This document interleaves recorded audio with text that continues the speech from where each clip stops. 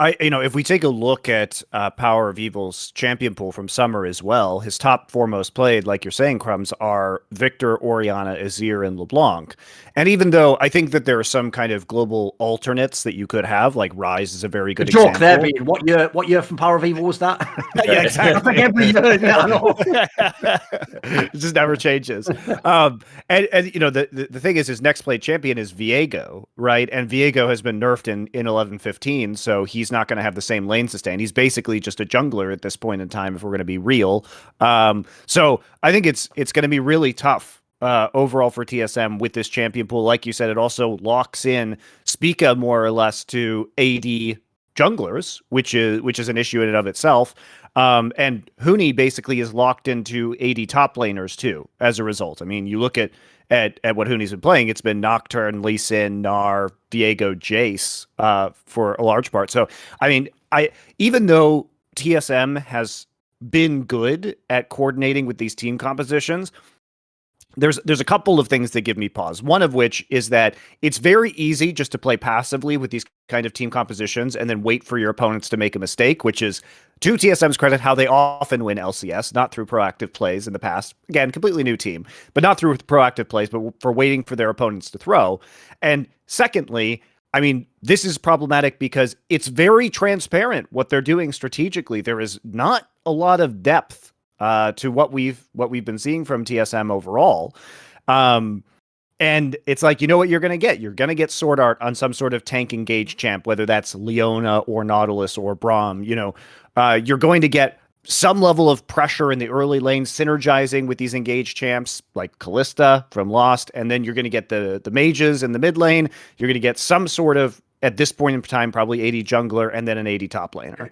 And it's a safe strategy. And it's good in best of ones, but I really am skeptical about their ability to pull off best of 5 victories. I mean, not to say that they can't win a best of 5, but I don't think they're going to win enough best of 5s to win the split. I think Huni's still a question mark as well, mate. Like these last few weeks, like even that game they had against Cloud9, mate, he went out of his way to try and hit that game. Some of the deaths he has are just totally unreasonable. I think they're going to face off against Cloud9, actually, out of the teams. But I'm looking here at the match, and it seems to me, if I remember correctly, they actually went 3-0 against C9 in the whole split. Fair enough.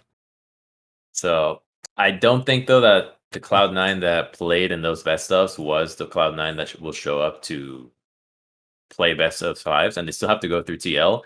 And it's kind of shown that playing in upper bracket is almost never really a benefit, or as large as a benefit that people think. Yes, you are one best of away from winning, but if you just get to warm up in the lower bracket, still having that extra life, and then you get to play, it seems like the scouting isn't really that big a deal. Just having the experience, having to play and be warmed up seems to do a lot more for you, as teams can often just implode having to wait 2 weeks to play. Right, TSM now has to wait 2 weeks without having to try anything on stage, and they might just get to 3 days before the actual matches, and suddenly like, oh shit, the strategy that we played just doesn't work anymore, or we're not confident in it. So I actually think that a lot of the times you want to continue that streak of playing and not break that habit that you built on a very long split already. Speaking of which, by the way, there is that clip on my favourite show, TSM Legends, where when they were having one bad week a couple of weeks ago, because remember, it obviously has like a lag as to when the show gets released, there is the clip where you can go and look. Bjergsen literally just, no joke, says some mad line like, nothing you can do with this team, and just leaves the room, like literally in the middle of like a fucking really? TV. Oh, it's hilarious, mate. You'd have to go back and watch it. They watched it on Face Check, and I like, that's what alerted me to it, and I went, look, it's hilarious, mate. It's so fucking funny. I say, well, by the way, we actually probably will do this in the future. In the future, right, when some other things have been set in place, me and Monte will probably just do a content series where we just find the best shit like that. Maybe we'll even use fans that you guys can recommend if something funny happens on one of these shows, because there's so many reality shows out there. We should really do like a sort of react to of just the best shit, you know. So the thing about that is, if you guys missed us doing it to Breaking Point for Cloud9, you should go check that out on the Cloud9 YouTube channel. But we've been talking for a while about doing like an Action Bronson. It'd be a slam dunk, wouldn't it? Yeah. Style like green screen show. By the way, Weed Maps, if you want to sponsor our new show about smoking a joint and watching and reacting to this content, please, by all means, contact. I mean, here's the thing: people great. haven't even thought it through. As long as we pre-record it and have the ability to edit, we'll just actually get legit, just get high. It might be the best content you've ever seen. I think it would be. I think it really would be. I've got the safety net. It's not literally live. Listen, I don't fucking am. Don't even worry about it. You can come over to my place, Alberto, and join us for that. I will be there. So anyway, jokes aside about that, yeah, we definitely not a joke, would be kind of fabulous. serious. It's joking. No, that would be serious. What's making though is that like that really shows you how TSM season's been made. Like I know they were trying to act after this last week, like, well, this is exactly where we should be, top of the league, and it's all good. It's like you can put a nice veneer on it, but you yourselves were melding like 3 weeks ago because it was looking fucking dodgy until the end there. And also, how are you ever as TSM fans gonna fucking brag about this particular result? Oh, you mean the one where they got a fucking guy from Schalke and that didn't make them win the league, and then your two main rivals intentionally crippled their own rosters, and then you just beat out EG essentially. Great job. So all you actually did, the only team you actually beat that was late was EG, because, and even then they technically brought in like that rookie player, but the other teams all did it to themselves, and you're proud of that?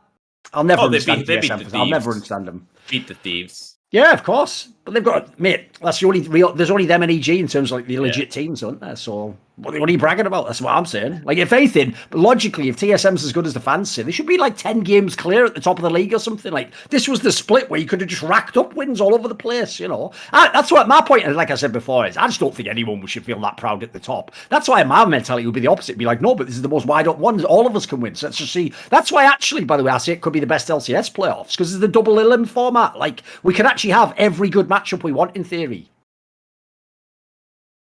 I was just doing that because of the fly in my face. Which matchups are you looking forward to? I was I don't know if you know this. In England, if you go to a fish and chip shop, right, those are real things. It's not just like some fucking comedy skit. The real half thing there. When you go there, right, it's super common that they have those. I don't know if you have this in America. You have like a machine on the wall that looks like sort of a radiator with like exposed elements, almost like a toaster. You can see the element, right? And no joke, the only purpose of this machine is flies get attracted to the sound and get burned to death on it, right? As a kid, I used to think as a kid, oh, it's so fucking evil. I'll tell you what, doing this show right now with that fly, I would fucking install 4 of these things and just like suck these motherfuckers into it and just burn them alive. I figured that's what this show was for TSM fans. In some ways, they can't resist it, can they? No, yeah. They hear the button, they're just going, maybe I can just touch it but not be burned. God, they're consuming my soul alive. Like, it's weird because the one I have, you can literally put other lights that are even brighter than that one around the house, but they will still be attracted to that one light. The light that will kill them is the one that they're like, ooh, why is this one so much more interesting? And they'll always fall for it. And then they see a graveyard of other flies and mosquitoes around, right? I know. And it's not even like they're all dead. Like, there's some that are just twitching, like telling, like, please run away. And it's like, oh, but maybe I'm the one. Maybe I could touch it. Beautiful. And just before they die, they go, rent free. Burn alive, because that's how stupid TSM. I know exactly. By the way, Thorin, I loved your tweet about TSM fans are paying your rent. Pretty good, wasn't it? Because people don't get you the free rent. People do this thing, Monty, which just shows how bizarre the parasocial relationship between people who watch content on the internet is and the people that they think they're interacting with. Right? They always tell me I'm the one who's living rent free.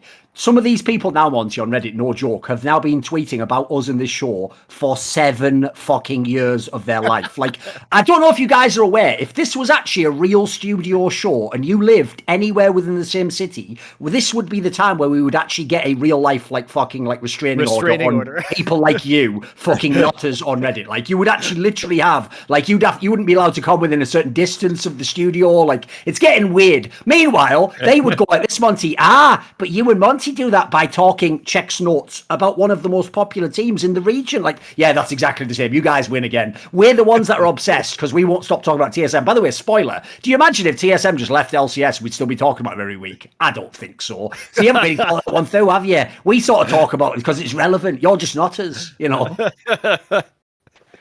All right. I want to go back to the TSM Cloud9 game, though, that you mentioned, Crumbs, because, like, you were like, oh, yeah, you know, Cloud9 has lost to TSM all 3 games in summer. Well, I think if you actually look at that last game, so there's, it's I will garbage. be a Cloud9 apologist for a minute, which is to say this. Cloud9 has been getting every single round robin. They've been winning more games overall, so they have been improving every time they go through.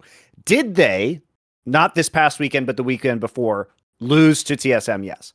Now, should they have lost that game where they double TP'd in the base and tried to win the game, even though they were winning team fights and could have won that team fight around the Elder Dragon and closed it out? My answer would be no. And that was with Perkz having an appalling early game on Zoe. Oh, so a bunch of times, yeah. I mean, for me, I don't really view that as evidence that like TSM it's hard to brag about that as a win, isn't it? Yeah. Because it felt more like a throw. So there were, I mean, both teams threw. Like I don't want to say like Cloud9 threw it because TSM had a strong early lead and then they took the top inhibitor and then didn't do anything, fed Fudge a ton of gold on Viego, ended up losing late game team fights. And then it was Cloud9's turn to throw and like do the double TP instead of finishing out the Elder Dragon fight that caused them to lose. But it was an extraordinarily close game. It was a very exciting game overall. And so for me, I'm not taking a look at the most recent match and saying this is a best of 5 that C9 can't win if they beat TL.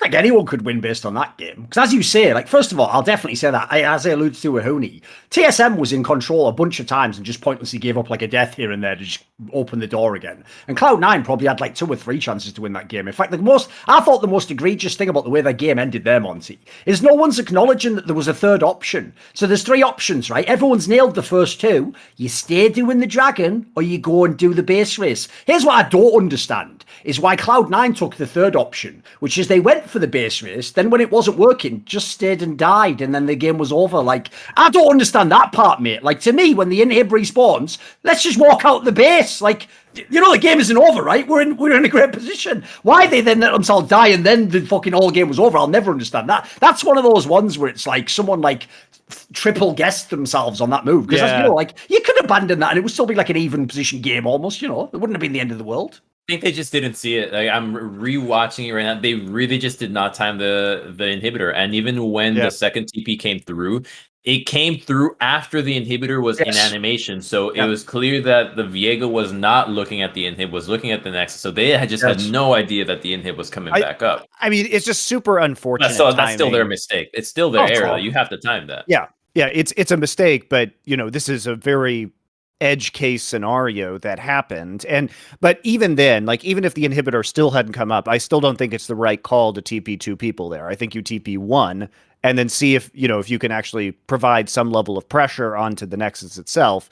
And then you finish out the Elder Dragon and you just plan to back off if the one person TPing. I think TPing 2. Hedged, don't you? They didn't hedge at all, Monty. What they did is, if people don't understand the concept financially of hedging. It's not the idea that, like, I'm too scared to go with what I think, so I'm just going to do it. No, the reason you do it goes like this.